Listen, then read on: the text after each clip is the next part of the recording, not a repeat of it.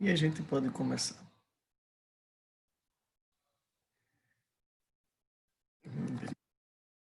Espera ainda. Perfeito. Aqui. Oi, estranhozinhos do meu coração, bom dia.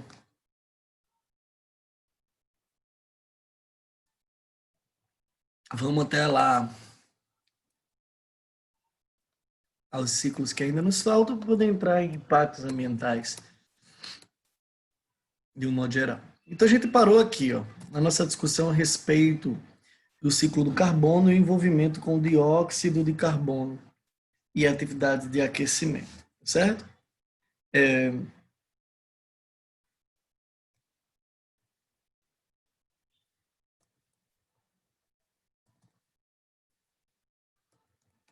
O ciclo do oxigênio, então, eu vou colocar aqui como praxe para a gente dar uma adiantada, tá bem? Mas é importante que vocês consigam perceber, eu espero que vocês consigam perceber, que a ciclagem do oxigênio ela se confunde do ponto de vista prático com o ciclo do carbono, quando a gente discute essencialmente a via de dióxido de carbono. Porque é bem verdade que o ciclo do carbono ele não se limita ao oxigênio, desculpa, não se limita ao dióxido de carbono.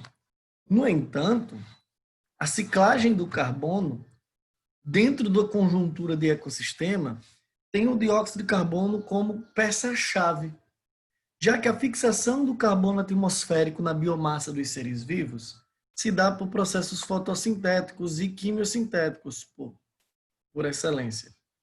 Além disso, as vias de consumo energético dos seres vivos, de um modo geral, elas se baseiam no consumo dessa matéria orgânica a partir de processos oxidativos que são aeróbios, na sua maioria.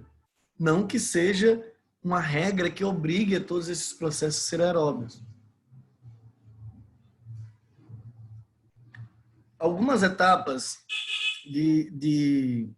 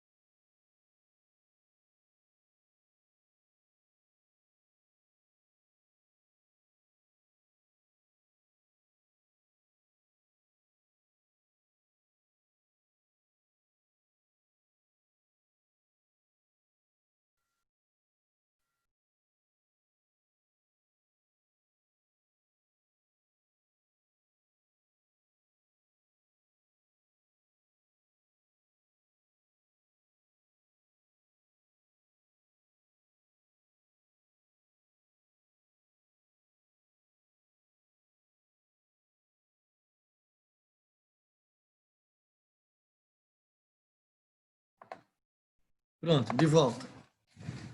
Perdão. Então, como eu ia dizendo, os processos de consumo energético, principalmente dessa biomassa, ela é essencialmente atribuída a condições metabólicas de natureza aeróbia. Então, o oxigênio entra nessa brincadeira. Além do que, os processos anaeróbios de decomposição também envolvem, em um segundo momento, de forma direta, também o oxigênio.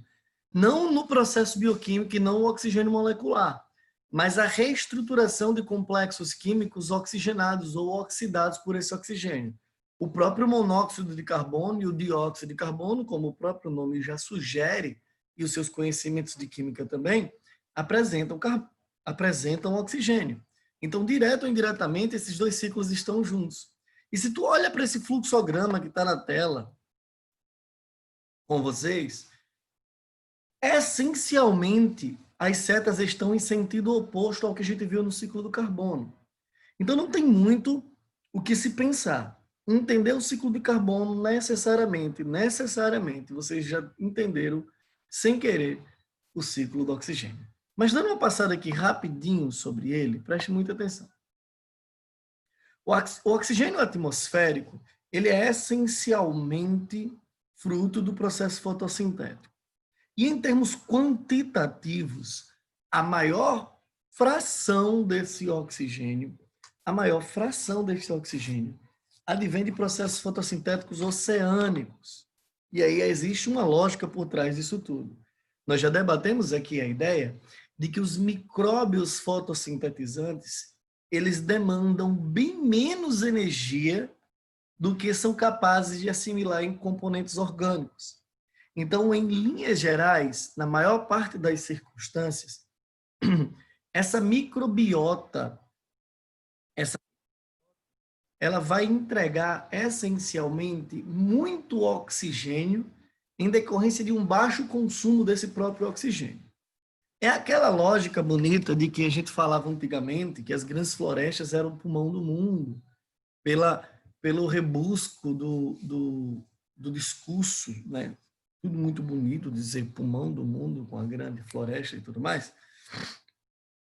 Mas quando a gente olha as grandes florestas, o equilíbrio em clímax é tão foda, vamos dizer assim, que o consumo de oxigênio ele é tão rápido quanto a produção. Então, o saldo ali é quase zero. Então, uma floresta do tamanho da Amazônia, por exemplo, produz toneladas e toneladas de oxigênio por dia, mas ela mesma consome muito desse oxigênio. Então, o saldo atmosférico ele é bem menor. Nos grandes oceanos, não. Nos grandes oceanos, nós temos uma realidade muito diferente. Nós temos aí micróbios que produzem muito oxigênio, mas consomem pouco dele. O que faz com que a fatia majoritária desse oxigênio disponível seja jogada à atmosfera. Lá na atmosfera, esse oxigênio ele pode se manter na forma molecular, ele pode oxidar algum outro composto que possa ficar por lá e gerar alguns óxidos, que não é tão comum assim. Pelo menos do ponto de vista de ciclagem da matéria, isso não é muito relevante. Mas ele pode, mediante condições de radiação, compor uma outra forma de oxigênio, que é o ozônio.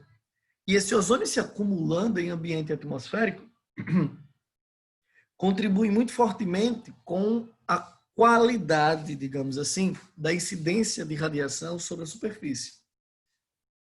Todos vocês já ouviram falar sobre a tal camada de ozônio. E essa camada de ozônio é uma camada de ozônio, O3, que funciona como um filtro para determinados conjuntos de radiação, atenuando seus efeitos sobre a superfície. Tá? Ozônio esse que é muito, muito, muito degradado a partir da emissão de alguns poluentes atmosféricos.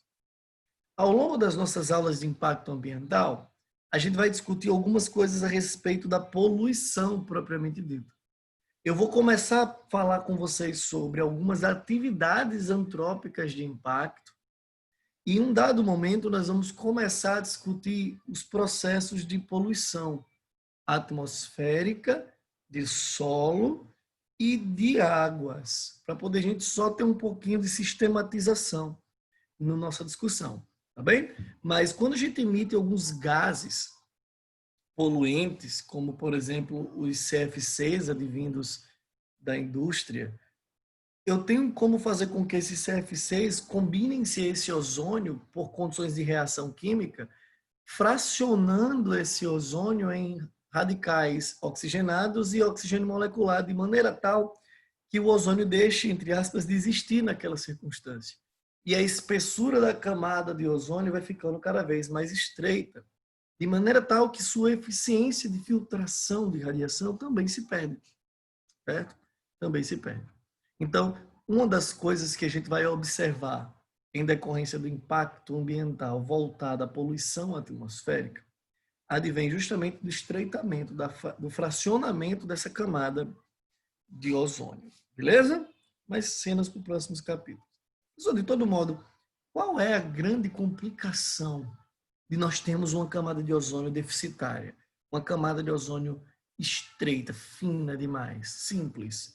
Um conjunto de radiações extremamente nocivas, um conjunto de radiações que a física chama de radiações ionizantes, acabam por chegar com muito mais intensidade na superfície e ou por um período maior do dia, porque depende muito também da posição do globo, né, no ângulo de incidência luminosa e tudo mais, fazendo com que nós tenhamos alguns tipos de efeitos não esperados, ou pelo menos que não fossem tão agudos quanto começam a ser, como por exemplo, queima de superfície foliar, aumento no número de queimadas naturais, né? Elas acontecem dentro de um padrão de incidência e, de repente, por mais incidência de radiação, o número de queimadas acabam aumentando, efeitos sobre a saúde animal e saúde humana, incluindo-nos como animais,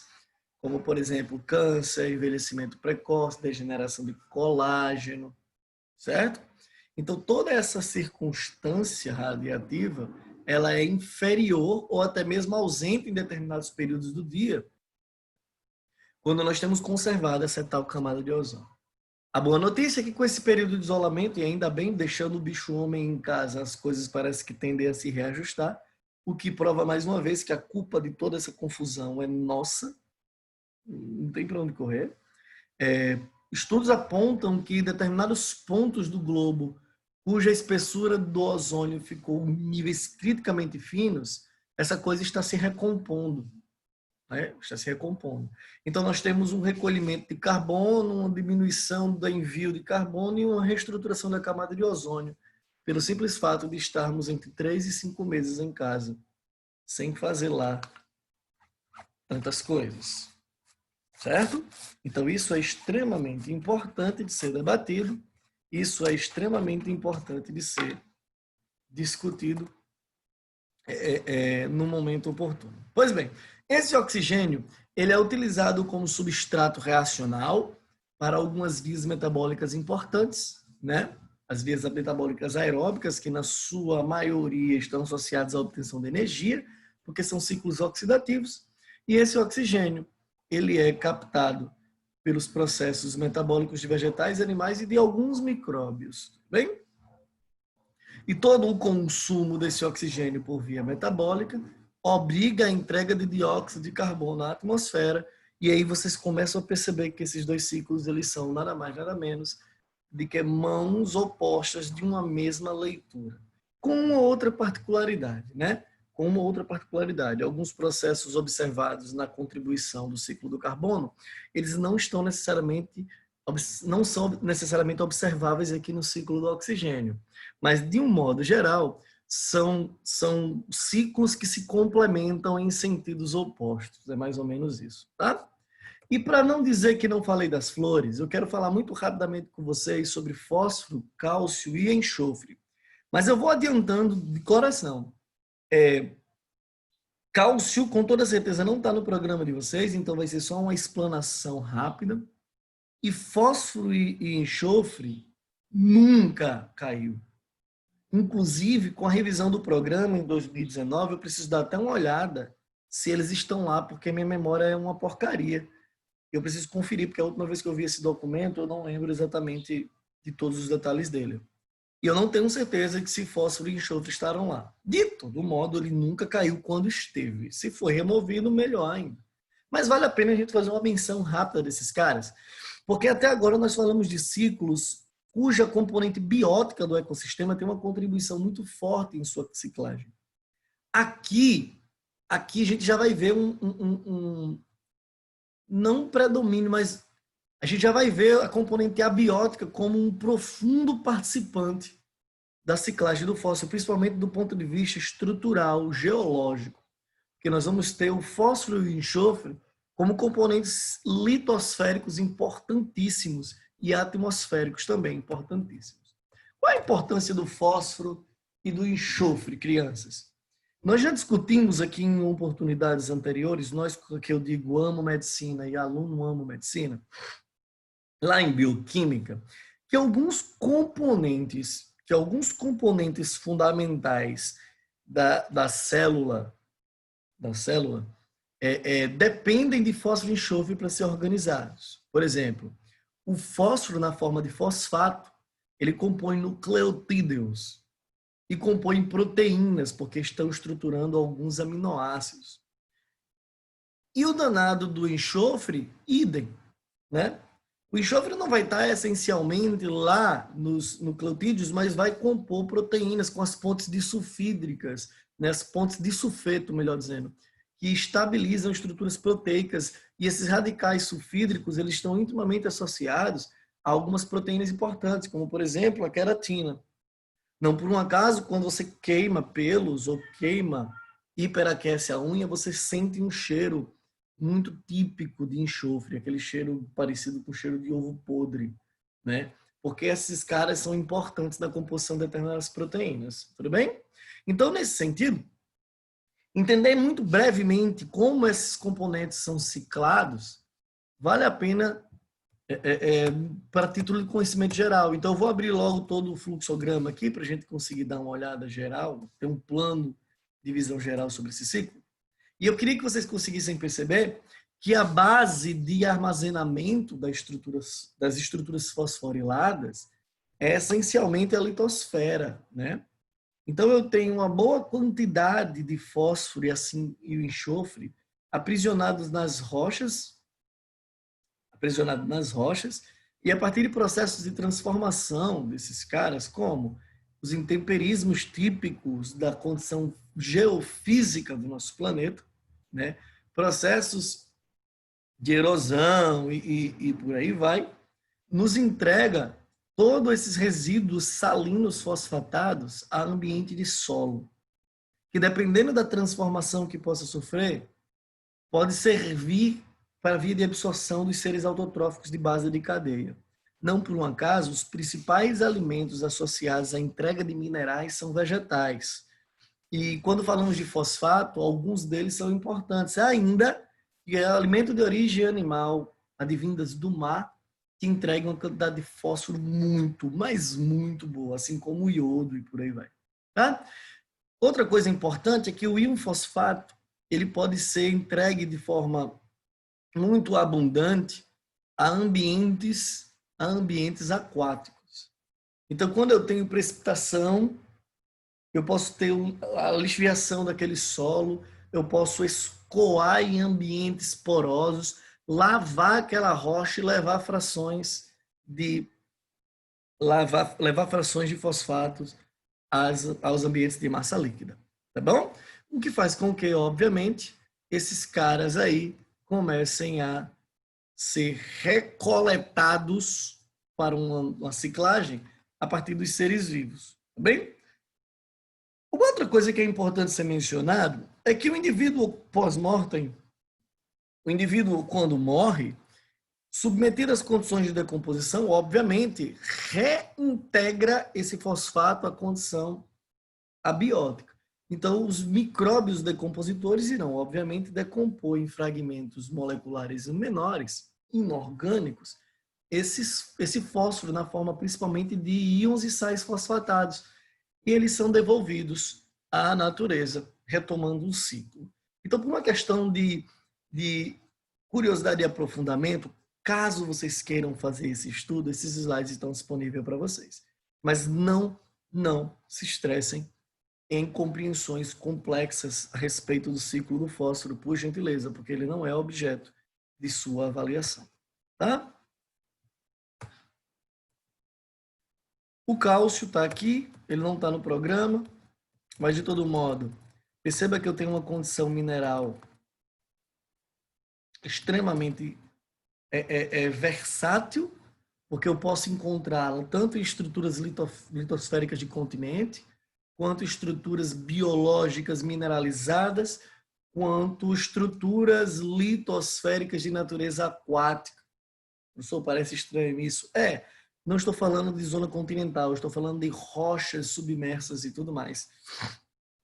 E esse cálcio, então, ele tem toda uma importância fisiológica do ponto de vista da componente biótica, Porque o cálcio é um mineral que regula muitos processos biológicos fundamentais, sem falar que boa parte da estrutura mineral de um ser, independente de qual seja ele, estrutura física, arcabouço, como, por exemplo, a carapaça de alguns animais, por exemplo, a nossa estrutura óssea e dos outros vertebrados, parte da estrutura cartilaginosa de outros vertebrados não ósseos, como, por exemplo, os peixes cartilaginosos, tudo isso depende muito de cálcio e de fosfato, que a gente falou agora há pouco.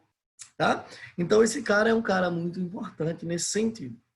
E a ciclagem do cálcio depende muito, muito, muito dos processos de construção e reconstrução, de degradação e reconstrução de rochas calcárias, que são a base mineral de reserva. Né? Então, as rochas calcárias, elas sendo todas elas degradadas por processos de intemperismo, acabam do mesmo jeito que o fosfato, sendo lavado e entregue. Tá tudo bem? Tá tudo bem lá com a galera? Tá todo mundo, né? Desculpa, gente. É porque minha esposa estava aqui chorando. Aí eu perguntei o que houve, porque nós perdemos um amigo por Covid. Doutor Adelmário, que foi um grande anestesiologista que Natal teve e foi secretário da saúde aqui do nosso estado. Ele chegou a falecer ontem e está todo mundo muito comovido, porque ele era uma pessoa muito de bem. E minha esposa trabalhou 20 anos no PAP, quase. Não chegou a 20, mas chegou bem perto disso. E teve como conviver muito com ele, e tinha um laço afetivo muito próximo, então ela está muito abalada, eu também sou muito próximo ao cara. Me senti muito mal, mas eu estou muito mal por ela. Enfim, vida que segue, mas fica o recado. Gente, não é brincadeira, tá? Eu precisei sair de casa algumas vezes.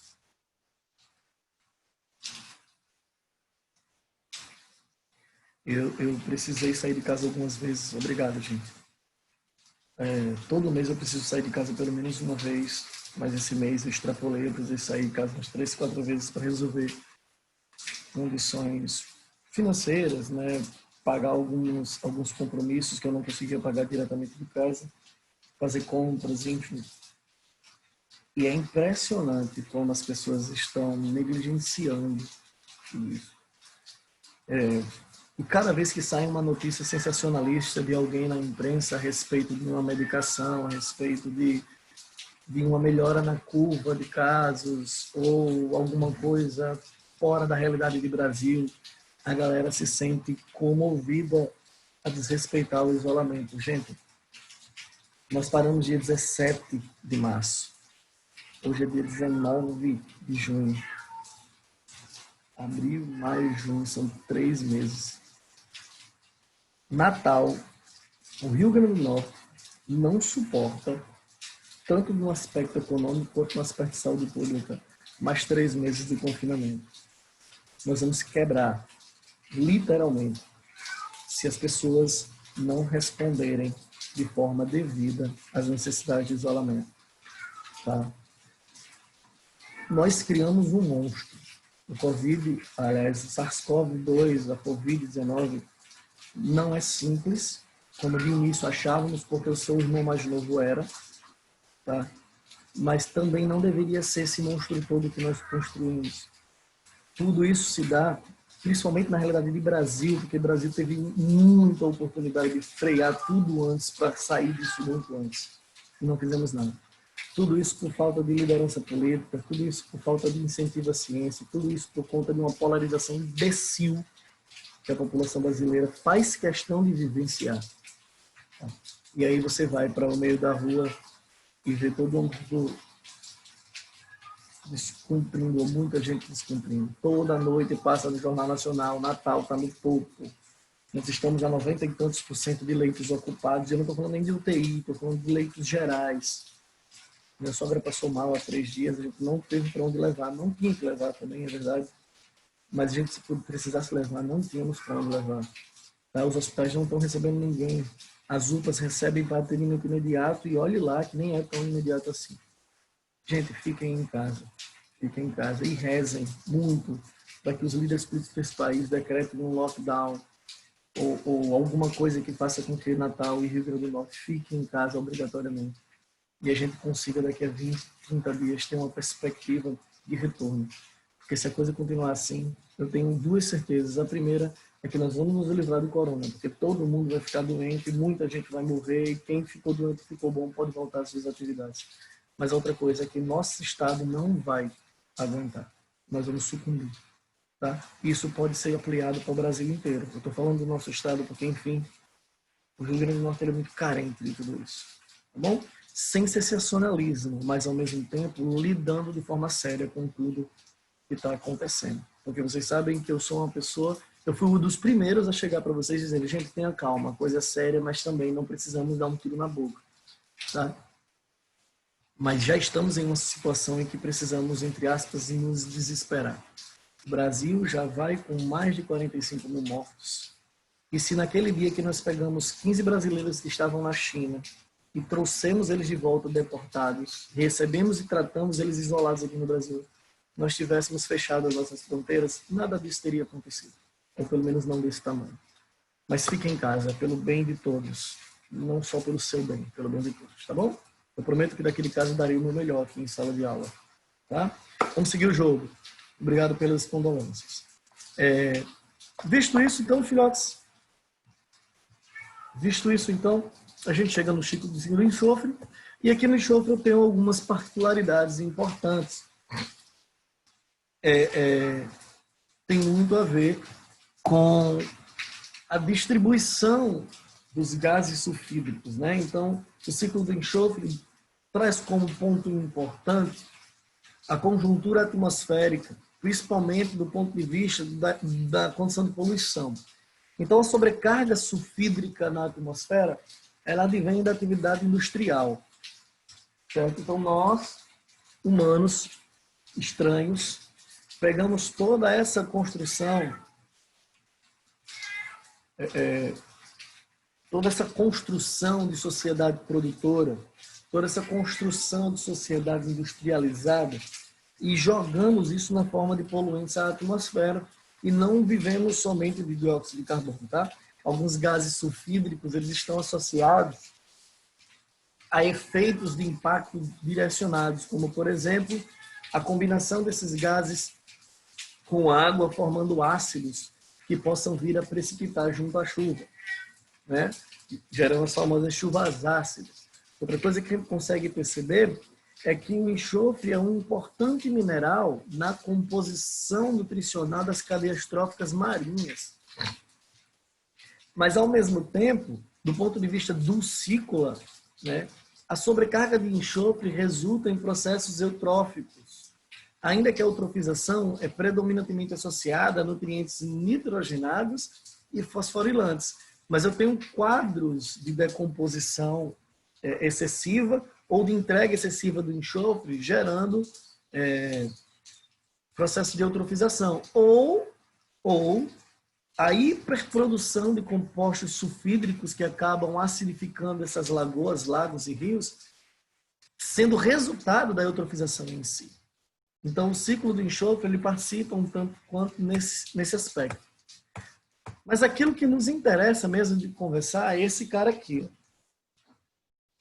O ciclo do nitrogênio.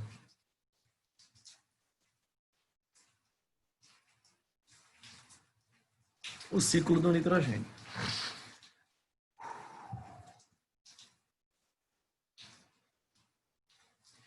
Pessoal, me dá 2 minutinhos só para pegar um café aqui e me acalmar um pouco, tá? Eu juro que é jogo rápido.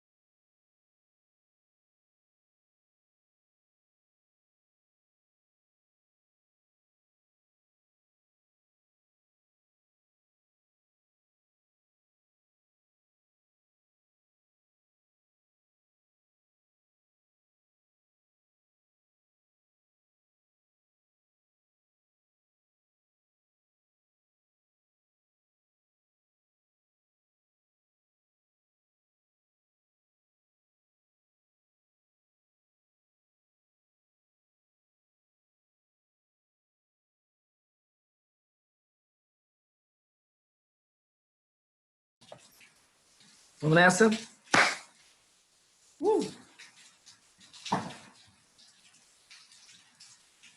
Tá chovendo pra caramba, isso é bom. Pois bem, filhotes, porque eu disse a vocês que o ciclo do nitrogênio é o que há de importante aqui para nós. Primeiro, porque quando esse troço de ciclos biogeoquímicos era cadeira certa no Enem, quando começava o ano a gente dizia, tem duas coisas certas na vida. A primeira é que a gente vai morrer e a segunda é que vai cair ciclos biogeoquímicos no Enem. Hoje não é mais assim. De 5 anos para cá a coisa tem sido um pouco mais esporádica, mas durante muito tempo esses tópicos eram extremamente relevantes para a prova de vocês.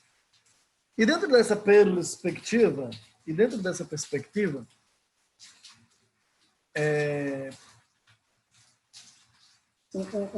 os ciclos que mais caíam eram carbono e hidrogênio. Por motivos óbvios, né? Por motivos óbvios. O carbono, por conta da importância, da relevância do contexto social, e o nitrogênio idem. Professor, por que o nitrogênio ele tem essa relevância toda em termos sociais? Porque o nitrogênio, crianças, é talvez, do ponto de vista agrícola, o mais importante dos nutrientes de adubo inorgânico. Ou seja, quando se fala em correção de solo para reposição de nutrientes minerais à base agrícola, o nitrogênio ele é de fundamental importância. Plantas demandam grandes quantidades de nitrogênio, muito pela carga de proteína que esses caras produzem, mas muito também por conta do arcabouço molecular, que no geral é muito dependente do nitrogênio. Dentro desse aspecto, compreender como o nitrogênio é ciclado é entender como a base da cadeia trófica se mantém funcional. E esse ciclo do nitrogênio também tem uma particularidade. Costumeiramente, os livros didáticos do ensino médio, aquilo que é objeto literal para a preparação de vocês, trazem alguns seres vivos específicos que normalmente são cobrados em prova. Por isso, um detalhamento maior aqui vale um pouco a pena. Tá bem? Então, vem comigo. O nitrogênio molecular é o gás mais abundante da natureza.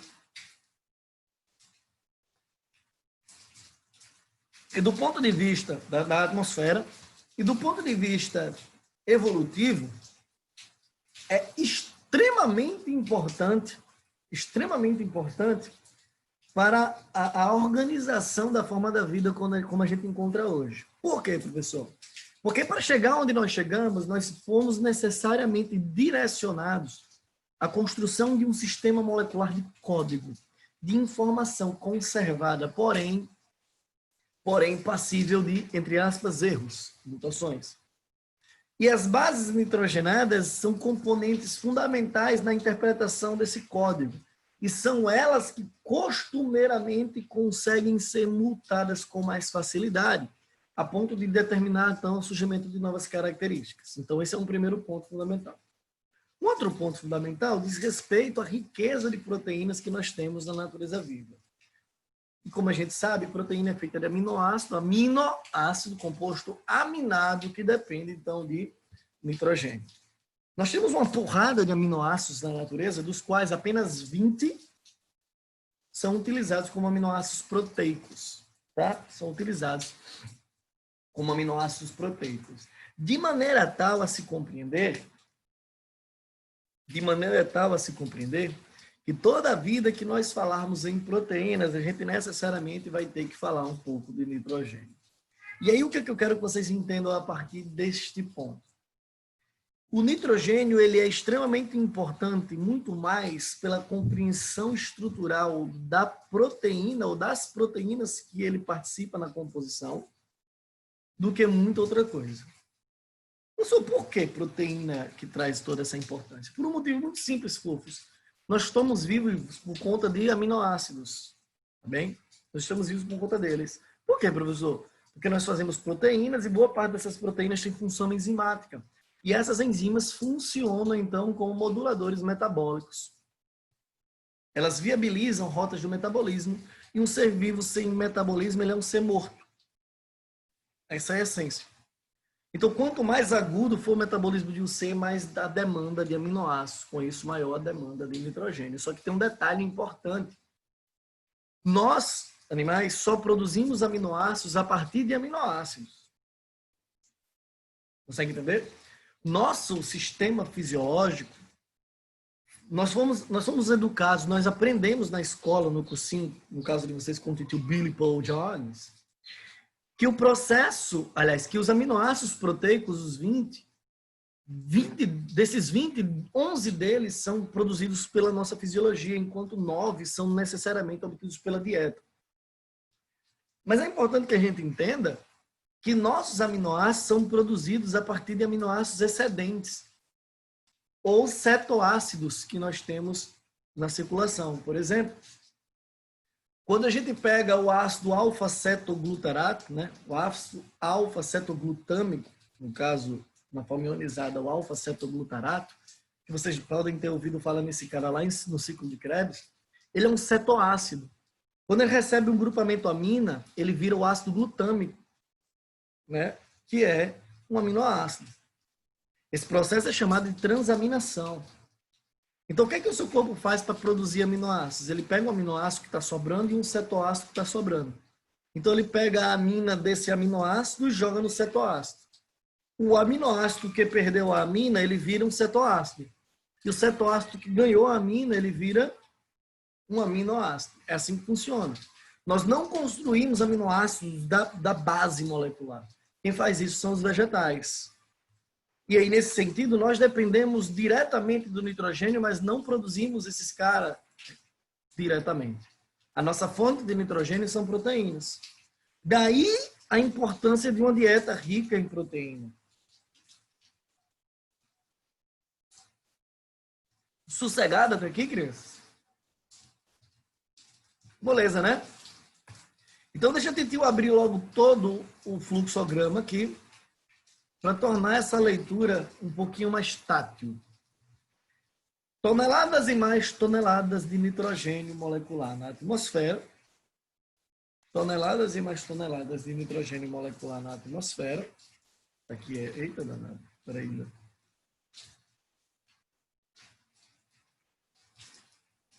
São entregues ao ecossistema a partir de processos de fixação biológica. Literalmente, esse processo chama-se assim, fixação biológica. E como é que isso acontece, professor? A atmosfera em contato com o solo devidamente aerado, entra em contato com uma biota muito particular desse solo, né? Algumas bactérias, e essas bactérias, elas conseguem converter esse nitrogênio molecular em amônio ou radicais de amônia.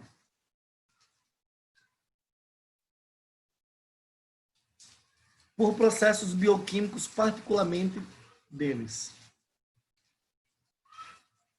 Quando isso acontece, esses resíduos de amônio convertidos em amônia são oxidados em nitrito. Que por sua vez, são convertidos em nitrato. Esses radicais nitrito e nitrato, principalmente o nitrato, é que são a base nutricional nitrogenada dos micróbios de solo e principalmente dos vegetais. É nessa forma aqui que os vegetais assimilam os nitrogênios que eles precisam. De maneira tal que esses processos sequenciais são extremamente vitais para a construção da cadeia trófica dos ecossistemas que nós conhecemos. Por isso que esses 3 fulanos que estão marcados aqui para vocês, ó, esses 3 eventos, são extremamente importantes de serem entendidos. Bem, o processo de fixação biológica, a partir da fixação do nitrogênio molecular em amônio, transformações de amônia em amônia, e a oxidação desses caras em nitrito, e a oxidação do nitrito em nitrato, a transformação dos nitritos em nitratos. Tudo certo? Tranquilinhos? Esse cara aqui é absorvido pelos vegetais. E, obviamente, a partir da biossíntese de compostos nitrogenados, como, por exemplo, proteínas e ácidos nucleicos, nós, animais, aqui, ó, consumimos essas plantas e esses nutrientes. No entanto, existem mais duas outras vias que alimentam esse ciclo a partir da base vital. O processo de decomposição e a liberação de excretas nitrogenadas, como, por exemplo, a urina. Dentro dessa perspectiva, crianças bonitas no meu coração, café.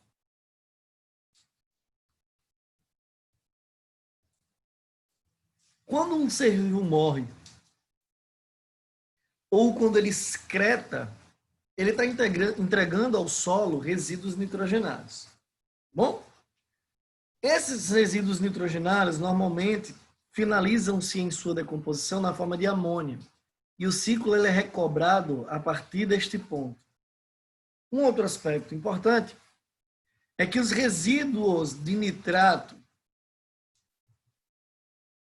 podem ser denitrificados. Então, alguns micróbios de solo convertem esse nitrato em nitrogênio molecular. Como, professor? A partir de mecanismos respiratórios anaeróbios ou processos quimiosintetizantes, mas, em geral, mecanismos anaeróbios de respiração. O que é isso? Eu tenho, então, o consumo de um substrato orgânico para tirar energia, só que ao invés do oxigênio ser o meu aceptor final de elétrons, lembra disso lá da cadeia transportadora? Quem é o meu aceptor final de elétrons? É algum outro composto inorgânico que não o oxigênio. Sacaram? E aí, como lá o composto orgânico, é hipercalórico, eu tenho uma entrega de energia para esses micróbios. No entanto, eu tenho subproduto. Assim como na respiração o subproduto é o dióxido de carbono, aqui eu vou ter um nitrogênio molecular que é devolvido à atmosfera. Então vamos destrinchar a leitura do ciclo do nitrogênio a partir daquilo que é essencialmente importante para vocês e suas provas. Café.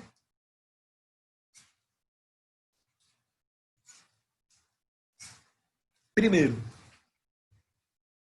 é de suma importância, ainda que eu não goste disso, que vocês conheçam essas moças aqui. Ó. As bactérias que participam, os micróbios que participam da fixação biológica, os micróbios que participam da conversão da amônia em nitrato, nitrito, e as bactérias que participam da conversão de nitrito em nitrato, e as bactérias que participam da conversão de nitrato em nitrogênio molecular. Esses quatro pontos, além de serem processos importantes do ciclo, trazem micróbios que são fundamentais a essa circunstância. Fixação biológica é o nome desse processo. Nitrificação é a transformação desse cara em nitrito. A nitratificação ou azotação ou ainda nitrosação é a conversão do nitrito em nitrato. E o que eu tenho aqui é denitrificação.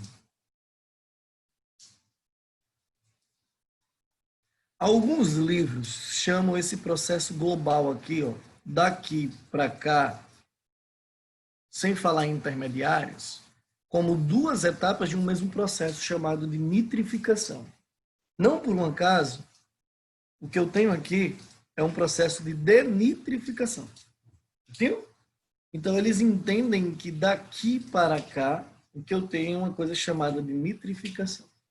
Tudo bem? E aí, onde é que a gente consegue perceber a importância da microbiota de solo aqui? Simples. É preciso, então, que esses caras estejam lá no solo para toda essa conversão ser realizada. Ponto. O que é legal é que alguns desses micróbios eles estão em condições associadas a outros seres vivos. Como, por exemplo, plantas, que possam ter bactérias aprisionadas simbioticamente às suas raízes, como é o que acontece com as leguminosas, que são importantes meios de cultivo para a restauração natural do solo, a famosa adubação verde, que é um papo que nós vamos ter um pouquinho mais lá na frente, certo? Então preste muita atenção. Quando nós falamos em micróbios de solo, nós estamos falando na sanidade desse solo. Quão fértil esse solo vai ser, potencial de decomposição de resíduos que esse solo vai ter e base para a construção de um ciclo agrícola que esse, porventura, solo venha a ter. Se esse solo não mantém a sua microbiota, nada disso que eu falei para os senhores e para as senhoritas é viável. E aí algumas práticas humanas interferem diretamente nisso. Por exemplo, a entrega de compostos carbonados e sulfídricos à atmosfera pode resultar em uma precipitação de chuva ácida, que irá acidificar esse solo. E essa acidificação de solo, ela é daninha para esses micróbios, fazendo com que frações significativas ou toda ela morra. De maneira tal que, se eu não tenho esses micróbios lá, a fixação do principal nutriente vegetal ela é deficitária. Plantar lá não rola. Não rola. E aí, o que a gente faz para recuperar? Pega intensivos agrícolas, né, insumos artificiais, faz a correção desse solo e planta. Mas há toda uma consequência por trás disso tudo. Desde o encarecimento do produto final, se estivermos falando aqui de um cultivo de produção comercial, até a perda da cadeia trófica básica que estrutura um ecossistema limítrofe naquele ambiente. O professor vai disponibilizar esses slides para a gente, o Amo disponibilizou os slides de impacto ambiental. Eu já entreguei esses slides a eles, sabe? Desde um outro momento, porque a turma da tarde está um pouco mais à frente que a de vocês. Então, eu já entreguei quando eu dei essa aula lá, mas eu posso entregar de novo ou pedir que eles confiram lá. Tá bom? Mas vou sim, Carolzinha.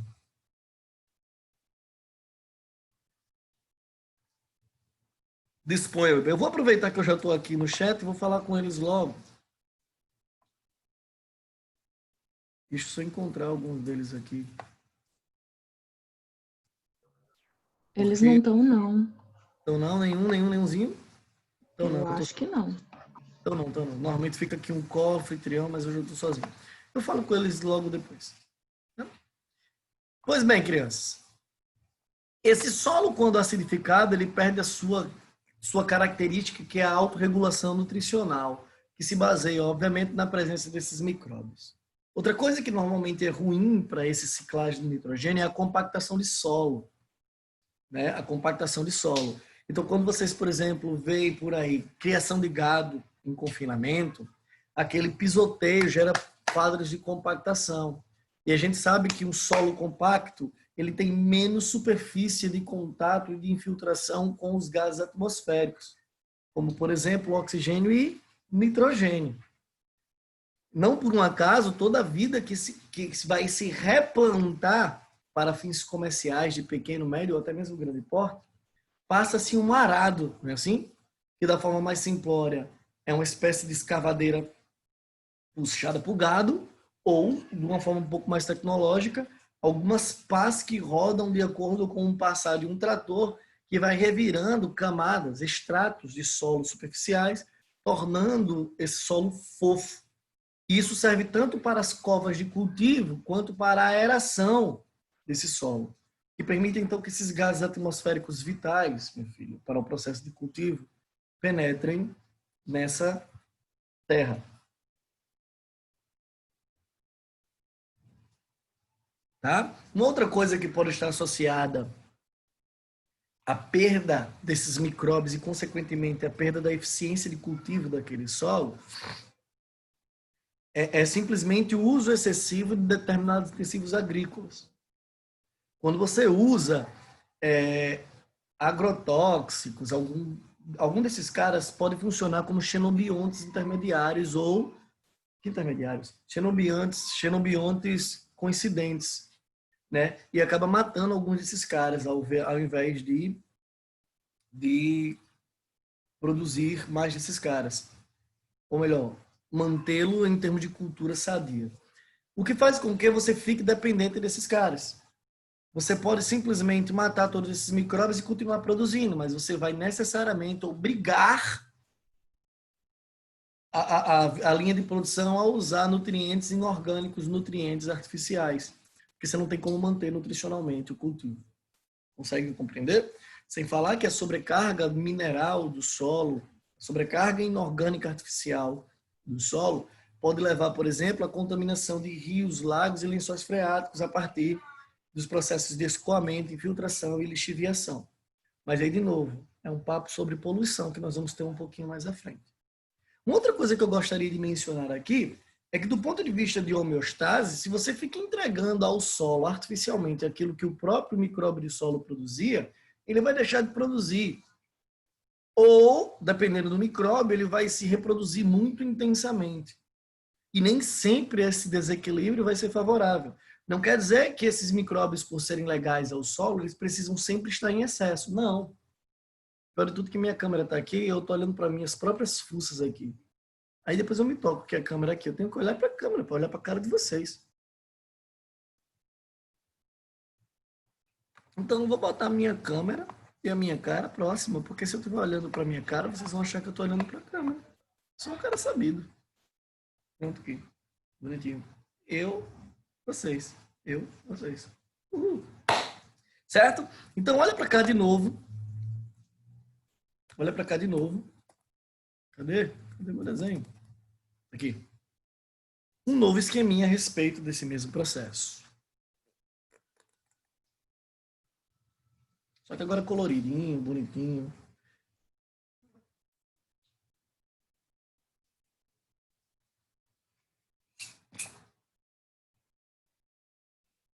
Processo de fixação de nitrogênio.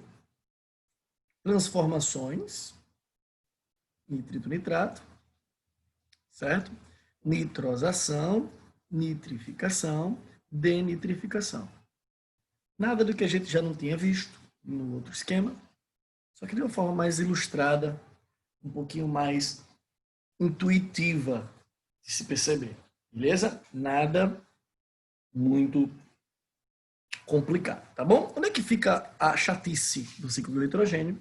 É a compreensão da existência daqueles micróbios e, de preferência, a memorização dos principais micróbios de solo que estão associados ao ciclo do nitrogênio. Joia? Perfeito, tranquilinhos. Show de bola. Perfeitinho. Ciclo do nitrogênio. É isso. Importância do nitrogênio para a nossa vida, e nesse caso aqui, no tocante à produtividade. Olha, minha senhora. Acaba burro. Eu tirei a projeção sem querer, perdão-me. Deixa eu voltar lá. Volta! Vamos lá. Vamos.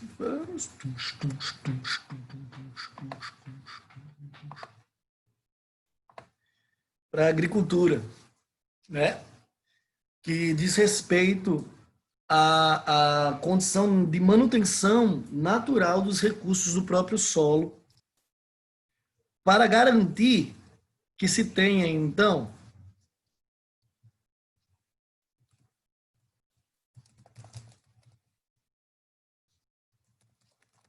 falando aqui como, só um minuto.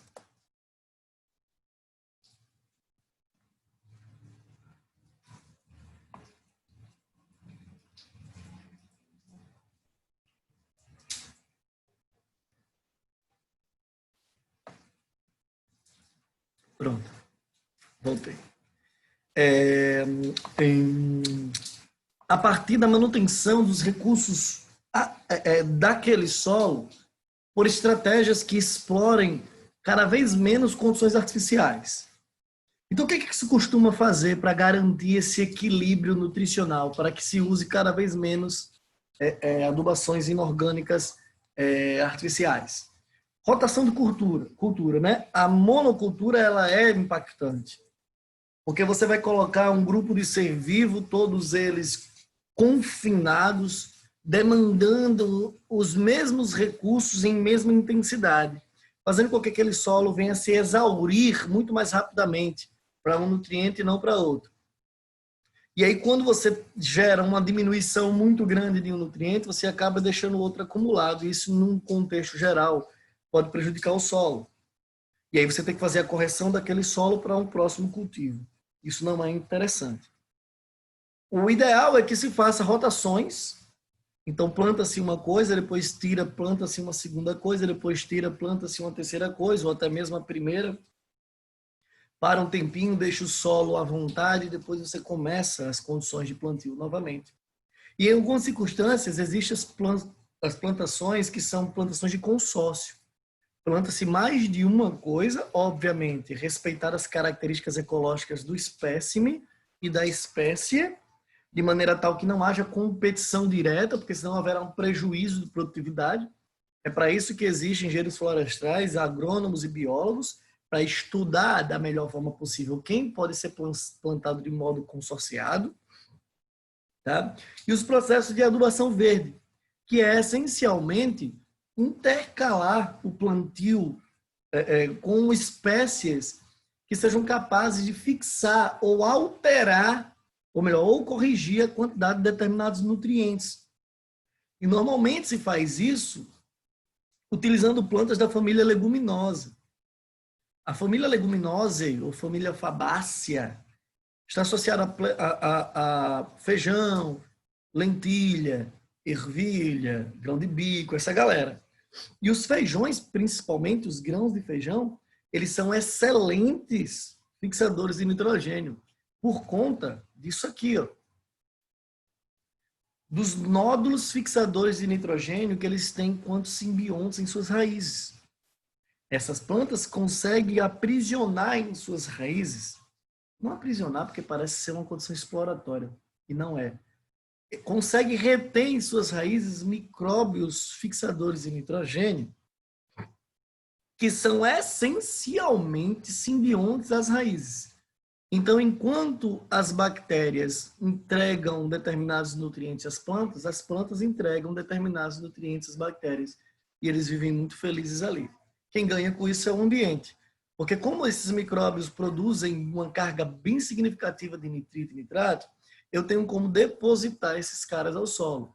E muitos deles são, inclusive, fixadores amoníficos. Então, eles são fixadores de nutrientes, fixadores do nitrogênio molecular, na forma de amônia ou resíduos de amônia. Beleza? Então, esses caras são importantes. E aí, nesse sentido, para a gente fechar essa ideia conceitual a respeito da adubação verde,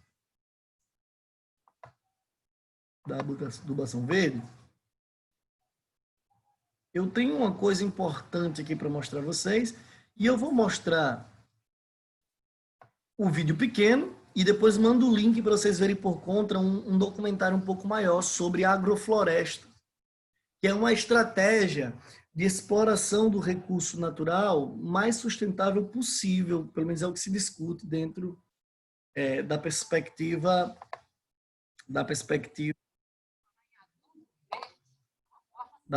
atual da engenharia florestal, certo? Então deixa eu colocar aqui para vocês darem uma olhada. Um videozinho interessante que explica um pouco dessa ideia do adubo verde. Então eu vou vir aqui. Alguma dúvida, gente, até aqui? Sim, não, talvez, quem sabe?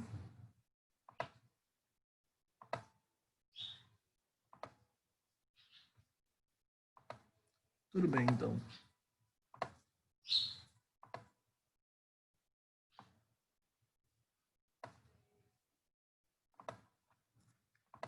Mais nutrientes.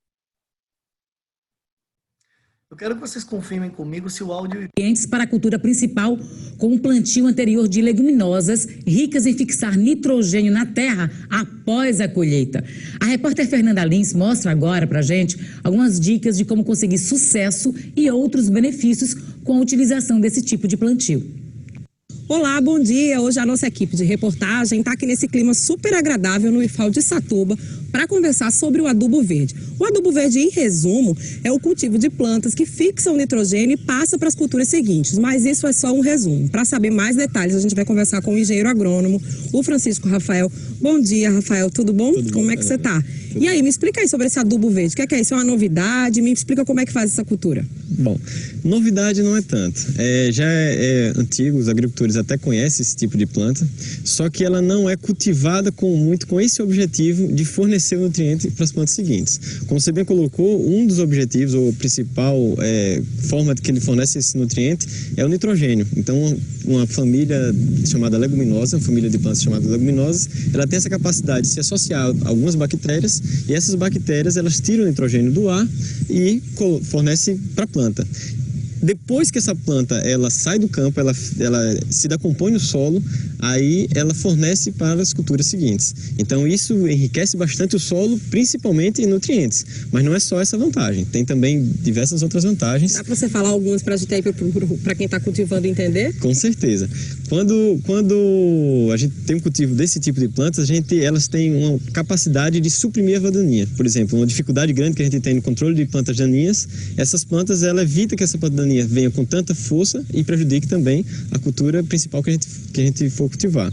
Ela também, como forma palhada, uma camada boa de palha, ela evita a perda de água do solo com muita facilidade. Então ela conserva mais a umidade do solo. É importante também a gente perceber, Fernando, que esse tipo de planta, esse tipo de cultivo, essa forma de consociar, né, as culturas, ela não serve apenas para um produtor orgânico, para o produtor que não pode utilizar adubo químico. Ela também faz com que o produtor convencional, aquele que pode usar adubo químico, ele reduza os custos.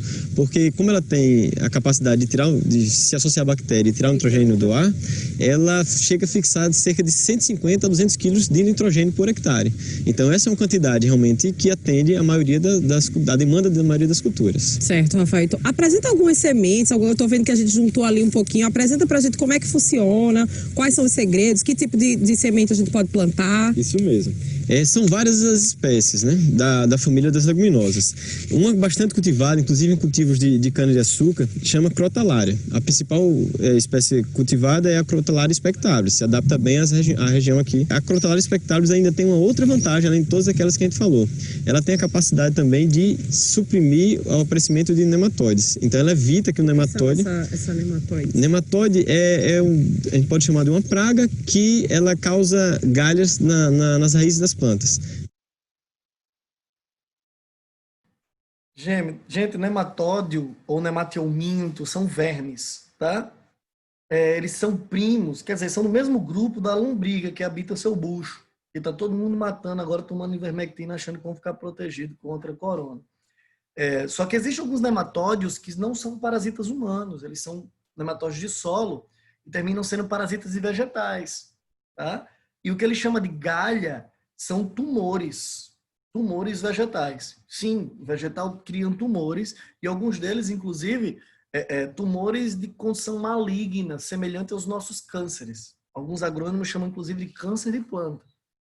E algumas das leguminosas conseguem evitar a consolidação de grandes quantidades desses nematelmintos, desses nematódios, tá bem? Que ele mencionou aí, mas explicou de forma muito geral, falando só sobre que é uma... E isso traz uma série de problemas para o cultivo dela, para a produção dessas plantas. Essa aí que parece um feijão, é o quê? Parece um feijão. E a gente chama realmente de feijão, mas só que feijão de porco. Ela também, uma leguminosa, tem as folhas largas. Como ela tem essas folhas largas, ela também tem a capacidade de fechar bem o solo e evita, sombreando o solo, né? Ela evita que apareçam plantas daninhas. E além disso também, existem estudos que mostram que ela tem também a capacidade de controlar essas plantas daninhas através da liberação de algumas substâncias químicas que ela tem. Uma próxima...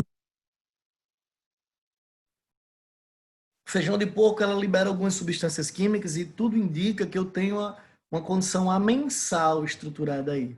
Então, algumas leguminosas são capazes, pelo menos é o que tem se descoberto recentemente, são capazes de controlar a proliferação de outras espécies que possam vir ou a parasitá-la, ou até mesmo a competir de forma muito brutal com ela pelo nutriente, que a gente chama de ervas daninhas, de um modo geral, a partir de condições de amensalismo. A mucuna preta, ela também é uma leguminosa, também tem essa folha larga, só que ela, devido ao seu hábito de crescimento, ela se espalha com muita facilidade. Então ela pode, se ficar alguma semente no campo, ela pode ser algum problema para a cultura principal, porque ela vai enramando na cultura, por exemplo, no milho, e aí pode trazer algum problema.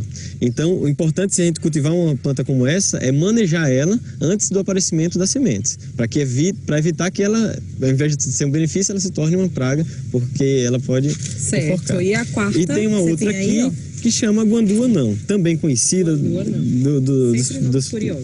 dos produtores, e aí também com essas mesmas características, né, com essa capacidade, e a escolha dessas culturas vai ser muito em função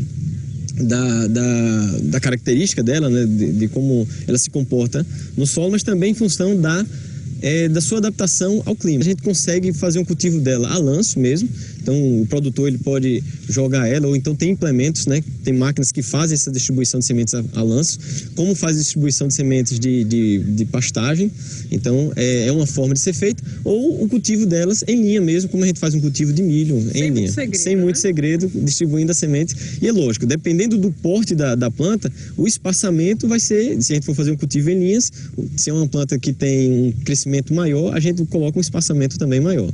Uma planta menor, de porte menor, a gente coloca um espaçamento menor para justamente fazer com que ela consiga fechar o solo como um todo. Vamos mostrar na prática como é que funciona, como é que esses nutrientes, nitrogênio, consegue ser capturado aí. Olha que interessante. Essa planta que a gente acabou de ver, né? A gente percebe aqui a semente. Esse feijão? Esse feijão de porco, isso, semente branquinha. A vagem grande, ela aqui não está completamente desenvolvida, mas a gente percebe aqui na raiz dela que ela vai produzindo esses nódulos. Esses nódulos são justamente as bactérias, nesse caso das leguminosas a gente chama de rizóbio, que tem essa capacidade de extrair esse nitrogênio que está no ar e fornecer para a planta. E aí essa planta ela é muito rica em nitrogênio, sendo muito rica em nitrogênio, a gente chama de relação CN. Então ela sendo muito rica em nitrogênio, ela decompõe com facilidade, ou seja, ela fornece esse nutriente também com facilidade para a planta seguinte. Para cada cultura, são muitas bactérias que têm essa capacidade, mas para cada tipo, para cada família, tem o tipo de bactéria que se associa melhor. Então no caso das leguminosas, as bactérias do gênero Rhizobium, elas têm essa capacidade. Na agricultura, o rendimento vai ser maior, depende muito do manejo. Então, o cultivo, a forma de a gente ficar rotacionando os cultivos tem uma vantagem grande também em relação às pragas, não permite que a praga continue seu ciclo e faz com que essas vantagens para a fertilidade do solo. A gente falou muito em sucessão, né? Em rotação, ou seja, a gente planta a leguminosa e depois a gente tira essa leguminosa. E aí vem com o cultivo principal. Mas uma forma também que pode ser feita é consórcio. O produtor faz muito, né? Em duas culturas importantes. Duas culturas ao mesmo tempo, na mesma área, ao mesmo tempo. Que vão dividir esses nutrientes. Exato, exatamente. A nossa equipe de reportagem saiu de lá de Satuba e agora está em Rio Largo, no Centro de Ciências Agrárias da Universidade Federal de Alagoas, onde também funciona um centro de pesquisa da Embrapa. Para saber o que é que a gente vai falar sobre o adubo verde aqui também em Rio Largo, a gente continua conversando com o Rafael. E aí, Rafael, o que é que a gente está fazendo aqui? Bom, Fernanda, aqui a gente tem a ideia de mostrar a importância da pesquisa, onde vai ser possível indicar para o produtor, com mais propriedade, baseado em resultados, qual espécie se adapta melhor à nossa região. E especificamente aqui, nessa pesquisa, o que é que está sendo pesquisado, estudado? Nessa pesquisa, esse faz parte de um projeto grande, né? Um projeto que envolve várias instituições, a Embrapa, Universidade Federal de Pernambuco, Instituto Federal de Alagoas. E essa pesquisa, ela tem várias etapas. Nessa primeira etapa, nesse ponto específico, a gente quer avaliar principalmente o desempenho das espécies, né? Diferentes espécies. Então, se a gente observar aqui, a gente tem 5 espécies aqui plantadas, né? 3 crotalares, 3 espécies de crotalárias, o feijão de porco que nós vimos lá, o feijão guandu que nós vimos lá. E avaliar também a diferença de ciclo entre elas. Então a gente vai perceber aqui que essa da espécie, por exemplo, Crotalaria juncia, ela já está florescendo, quanto outras plantadas na mesma época ainda não está na fase de florescimento. A gente também pode observar a diferença de produção de biomassa, quanto de massa produz. Então essa atinge, nesse caso específico, ela atinge uma massa maior, um tamanho maior em um tempo mais alta curto. mesmo no comprimento. Exato, em um tempo mais curto. Então a gente tem essa condição de avaliar esses aspectos. A gente também vai avaliar nesse experimento também sendo realizado lá em Satuba, aqui especificamente pelo pessoal da Embrapa, então vai ser avaliado as épocas de plantio. Então a influência do fotoperíodo, de quantidade de chuva, se vai fazer diferença no desenvolvimento dessas espécies. Obrigada, Rafael. Então é isso aí, gente. Anota as dicas, estuda mais sobre o adubo verde e sucesso na plantação.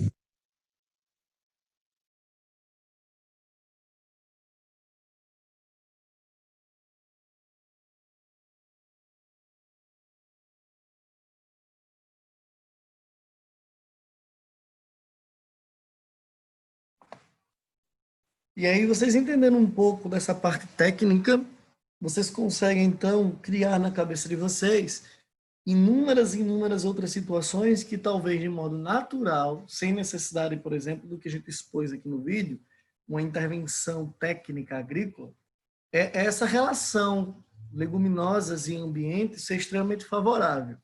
Bem, o outro vídeo que eu vou passar o link para vocês em uma outra oportunidade, já é um documentário um pouco maior, quer dizer, um pouco não, bem mais. E ele fala muito sobre a realização de uma técnica que passamos a chamar de... Olha, meu Deus, cadê? Eu perdi o bicho. Espera. Aqui, achei, para depois não perder o vídeo. De agrofloresta, né? Então, existe já algumas situações tal que favorece a produção orgânica sem nenhum tipo, ou pelo menos diminuindo os riscos de impacto direto às condições florestais. Tá? A ideia é, sempre que possível, trabalhar toda a lógica da sustentabilidade com o equilíbrio ambiental. Isso é extremamente importante, mas extremamente importante mesmo para a condição de sustentabilidade. Tá tranquilo, crianças? Até aqui? Alguma dúvida? Nenhuma? Massa. Nós temos precisamente 14 minutos, o que nos permite iniciar, fazer uma breve introdução sobre o nosso próximo tópico, que é do slide que vocês já estão com eles aí, que é o slide de impactos ambientais. E aqui as coisas começam a ficar um pouco mais interessantes, principalmente se vocês estiverem dispostos ou disponíveis a abrir debate, porque isso é muito mais importante, inclusive, do que vocês saírem decorando o que estão nesses slides. Porém, há muito o que se discutir aqui. E a primeira coisa que eu vou discutir com vocês é uma experiência que eu vou fazer com vocês, é começar pela ação antrópica e as principais condições de impacto humana. E depois eu sistematizo um pouco mais do conteúdo, onde a gente vai falar dos processos de poluição, o que é poluição, trabalhar para vocês as grandes consequências diretas da poluição atmosférica, de solo e de água, o que no fim das contas, o que eu vou fazer agora é entregar uma base para vocês voarem no próximo tópico. Voar no sentido de render muito, tá? Outra coisa que é importante é que, de um modo geral, nós não entendemos por impacto ambiental alterações naturais. O que eu quero dizer com isso? É que se nós isentássemos o planeta da existência de nós humanos, o padrão ecológico ele se equilibra de maneira tal a se entender as duas condições autorreguláveis. Então, quando eu tenho um ambiente sobrepondo-se, melhor, quando eu tenho um microbiota ou biota sobrepondo, o ambiente torna-se escasso, deprecia a dinâmica de crescimento populacional, permitindo uma recuperação de ambiente, favorecendo o crescimento populacional. E aquela faixa de equilíbrio, ela se mantém. ainda que determinados aspectos geológicos, eles transcendam um pouco dessa leitura. Por exemplo, a concentração de dióxido de carbono, como a gente já estudou, ela é tecnicamente sempre crescente, dentro de um padrão, mas sempre crescente. E aí a gente não entende tudo isso como sendo uma catástrofe ou como sendo uma ação de impacto. Então, falar de impactos ambientais é essencialmente entender como a prática de vivência humana, como nós, a partir do nosso conhecimento científico e tecnológico, conseguimos interferir na modulação natural do crescimento de nossa população. Resumindo, se nós vivêssemos como animais, nós teríamos um teto de crescimento populacional influenciado por esse recurso que é o ambiente. Toda vida que a gente alcança esse teto, a gente cria alguma estratégia de superá-lo. E nessa brincadeira nós vamos a 7 bilhões de pessoas. Dentro dessa perspectiva, toda essa estratégia de sobrevivência, de produção, de condição econômica, de exploração, resulta em depreciação de ambiente, de modo até chegar a um ponto de não ser mais corrigível, de não ser mais retocável. E é isso que a gente chama de impacto ambiental. Uma outra coisa que eu preciso reforçar aqui com os senhores é que toda conjuntura de impacto ambiental, ela traz, na face oposta da mesma moeda, um pensamento de remediação. E aí eu quero que vocês atentem ao seguinte. O Enem é uma prova social. Não sei como é que vai ser esse ano, por todas essas coisas que o Ministério da Educação tem sofrido, por esse governo, por esses pensamentos de ideologias e tudo mais. Mas, historicamente, a prova do Enem é uma prova de contexto social. Os contextos, eles são aplicados dentro de uma condição prática e normalmente observáveis no nosso planeta, mais especificamente na realidade do Brasil, ou onde o Brasil está inserido. Dentro dessa perspectiva, nós somos, sim, uma grande potência ecológica, em termos de retenção de recursos e potencial de exploração. Certo? Toda vida que nós falamos em uma condição de impacto ambiental, eu nem preciso falar, eu preciso que vocês já coloquem na cabeça, ou pelo menos criem na cabeça de vocês, estratégias de remediação. Resumindo, Stuart falou que determinadas práticas, como por exemplo a agropecuária feita dessa forma, gera impactos ao solo. Quando eu terminar de dizer isso, eu obviamente vou tentar discutir com vocês como corrigir esse problema. Mas eu quero que vocês automaticamente já mudem a chave e já pensem, porra, se a compactação do solo causada por gado em confinamento prejudica o solo, o que eu, quanto ente social e cientista, posso fazer para corrigir esse problema?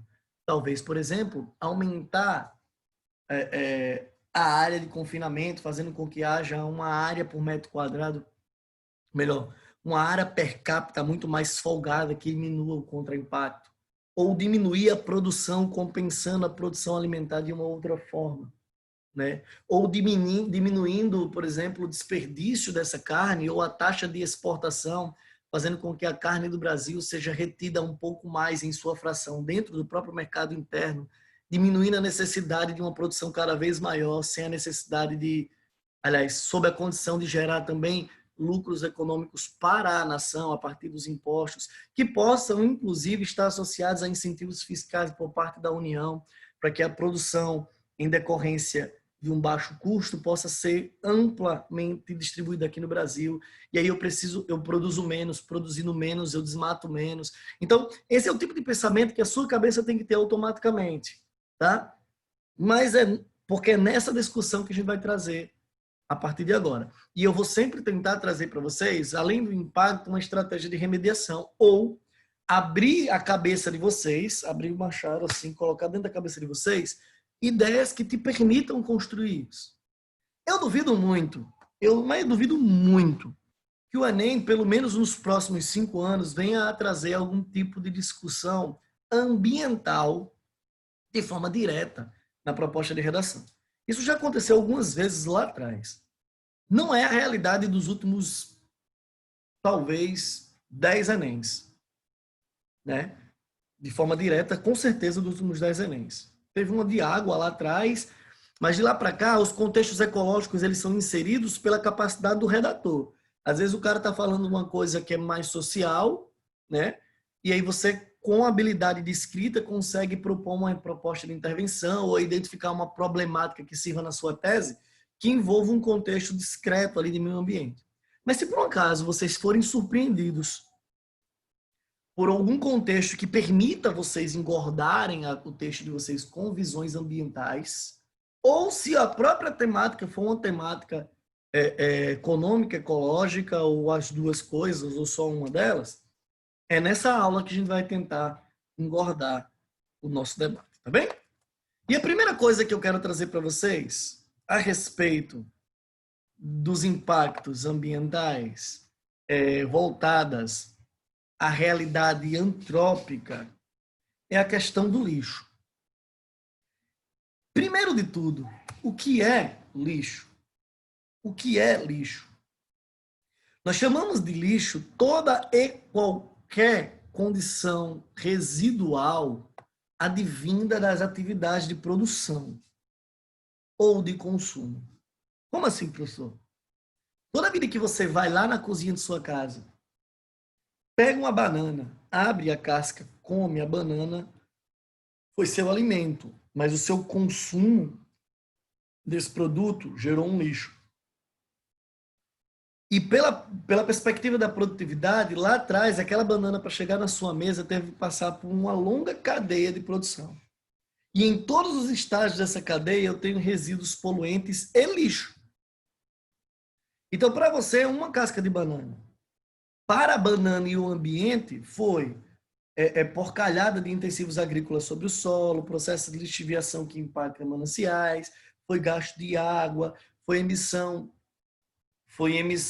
de agrotóxicos de assimilação nessa planta, foi emissão de gases que intensificam o efeito estufa a partir do transporte desse produto, até que chega a gôndola do supermercado, até que você vai lá e compra e faz o consumo para aquilo virar uma casca de banana, que para você é um lixinho orgânico simples. Quando se fala, então, em reaproveitar, em reduzir, em reciclar, o discurso ele não está dentro de uma bolha doméstica. Tá? Aquela casca de banana que você acabou de gerar como resíduos orgânicos do seu consumo doméstico, ela está imbuída de muito valor de impacto desde da gôndola do supermercado para trás, até o cultivo agrícola em si. Então, quando a gente fala de lixo, a gente está falando toda a vida nesse material descartado, advindo da produção e do consumo de determinada coisa. E ainda que eu tenha citado aqui como exemplo o lixo orgânico doméstico, que vai ser o alicerce da nossa discussão daqui por diante, o lixo ele é classificado de acordo com a sua origem de produção e consumo. Então, nós temos lixo tecnológico, né? Nós temos o lixo hospitalar, nós temos o lixo orgânico urbano, nós temos o lixo orgânico industrial, nós temos o lixo industrial tóxico, nós temos o lixo industrial inerte, nós temos o lixo radiativo, né? Nós temos uma porrada de nichos de produtividade que gera particularmente o seu lixo. E cada um deles deve ser visto a partir de uma ótica especializada. Bom, nós vamos discutir daqui por diante aquilo que nos interessa discutir de forma majoritária, que é o lixo urbano. Tá? O lixo urbano. E no final, eu jogo uma casquinha dos outros tipos de lixo, principalmente aqueles que possam estar interferindo diretamente na condição urbana e na condição de construção social normal. Mas como isso leva um pouco de tempo, por hoje a gente fica aqui. E hoje a gente fica por aqui, melhor dizendo. São exatamente 11 horas e 38 minutos. Nos sobra 2 minutos para discutir toda e qualquer coisa, então não tenho como fazer essa mágica. E Titio fica aqui. Fica aqui e a gente discute sobre lixo e as outras demandas de impacto ambiental com vocês, sexta-feira que vem, tá bom? Alguma dúvida? Sim, não, talvez, quem sabe?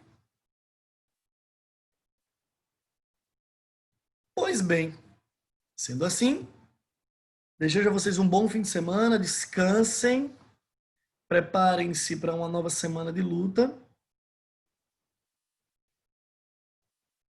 e vamos para as próximas discussões.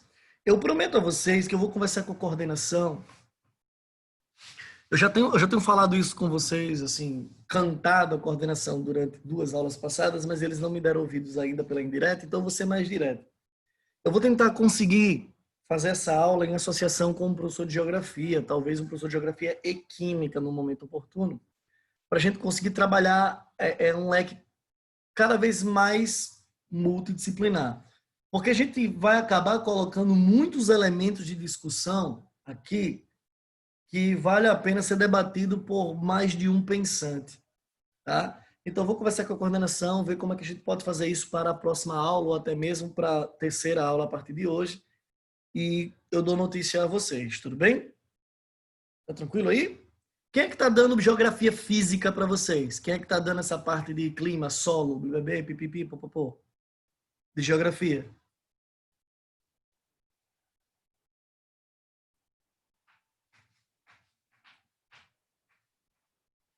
Cláudio dá aula de geografia, mas ele não chegou ainda. É só Claudinho, que é professor de vocês? Vocês não tem 2 professores, não? Só, beleza. Então é mais fácil de eu tratar com o Claudinho. Qualquer coisa eu falo até com a Genô, que já é um cara mais próximo a mim, para fazer uma aula. É bom ter aula com outro professor que não é de vocês, para ver uma outra visão. Titio Agenor é muito bom nisso. Muito bom nisso. Cara, muito boa discussão. Tá? Então eu vou conversar com a coordenação, vou conversar com a direção, vou bater um papo com os professores de geografia. E a gente vai chegar num consenso. Eu acho que dá para fazer um trabalho muito bacana em cima dessa temática, tá bom?